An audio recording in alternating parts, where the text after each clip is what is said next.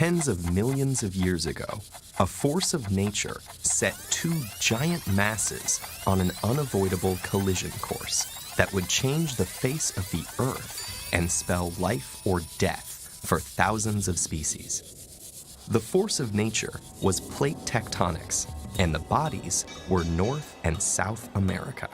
And even though they were hurtling towards each other at an underwhelming 2.5 centimeters per year, their collision actually did have massive biological repercussions by causing one of the greatest episodes of biological migration in Earth's history, the Great American Biotic Interchange. Our story begins 65 million years ago, the beginning of the age of mammals, when what is now North and South America were continents separated by a marine connection between the Pacific and Atlantic Oceans. During this time, South America was the home of fauna that included armored glyptodonts as large as compact cars, giant ground sloths weighing more than a ton, opossums, monkeys, and carnivorous terror birds.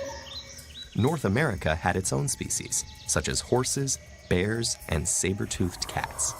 Over 20 million years, the shifting of the Farallon and Caribbean plates produced the Central America volcanic arc, a peninsula connected to North America, with only a very narrow seaway separating it from South America. As these plates continued to surf the Earth's magma layer far beneath the Pacific Ocean floor, the Caribbean plate migrated eastward, and about 15 million years ago, South America finally collided with this Central American arc.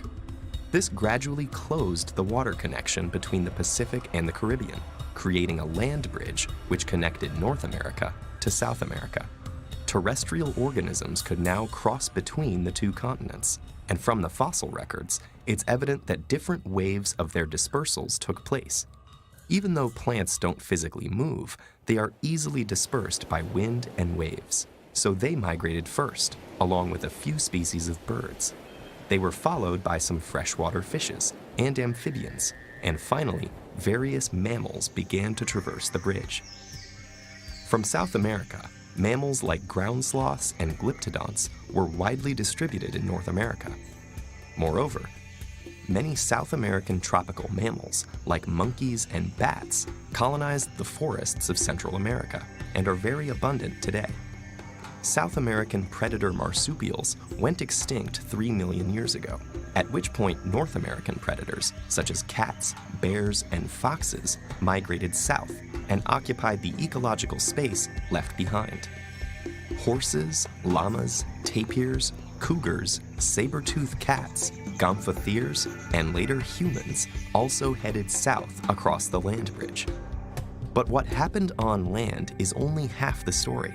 What had been one giant ocean was now two, creating differences in temperature and salinity for the two bodies of water.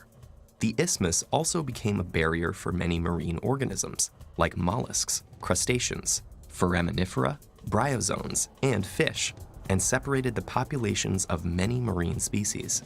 It also allowed the establishment of the thermohaline circulation, a global water conveyor belt, which transports warm water across the Atlantic and influences the climate of the east coast of North America, the west coast of Europe, and many other areas.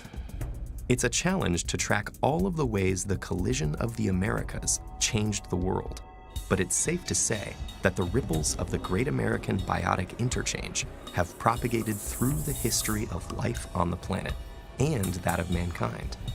What if these species hadn't gone extinct? Or if there were no monkeys in Central America, or jaguars in South America?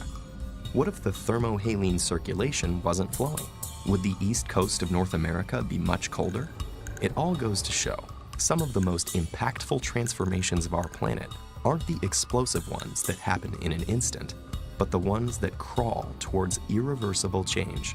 We are the product of history.